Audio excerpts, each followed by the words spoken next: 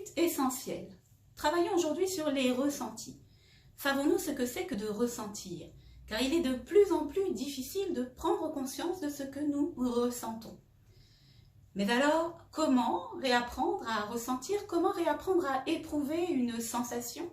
C'est simple, il suffit pour cela de se poser un instant et d'essayer d'entrer en contact avec soi-même, d'ouvrir naturellement la porte au ressenti. En acceptant de se poser et d'entrer en contact avec soi-même, pour le meilleur d'ailleurs, nous découvrons nos émotions de base, celles qui nous échappent.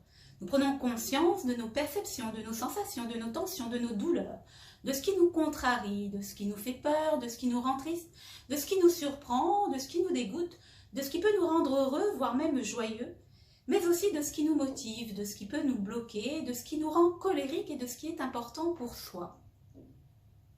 Il faut comprendre, et ce qui est important de réaliser, c'est que toutes ces émotions correspondent à des modifications dans le rythme respiratoire et dans le rythme cardiaque, car ce sont ces émotions qui provoquent les sensations physiques les plus fortes, bien souvent déclenchées par un événement, une situation, quelqu'un ou quelque chose d'extérieur à nous.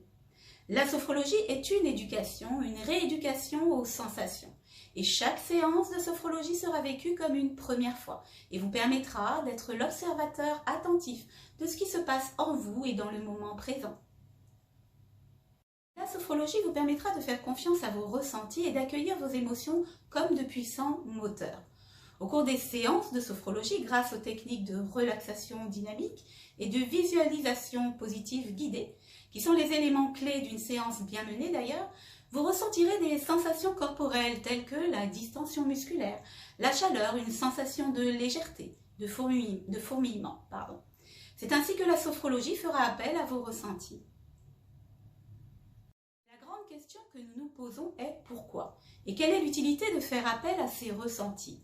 Eh bien, tout simplement parce qu'en prenant conscience de vos ressentis, vous serez conscient de ce qui se passe pour vous, en vous, et vous ajusterez votre comportement face à certaines situations de la vie quotidienne. Vous replacerez certaines situations de conflit dans son contexte, par exemple. En somme, prendre conscience de vos ressentis vous permettra d'être porteur de relations beaucoup plus saines avec vous-même, mais aussi avec votre entourage, afin de favoriser des échanges beaucoup plus constructifs.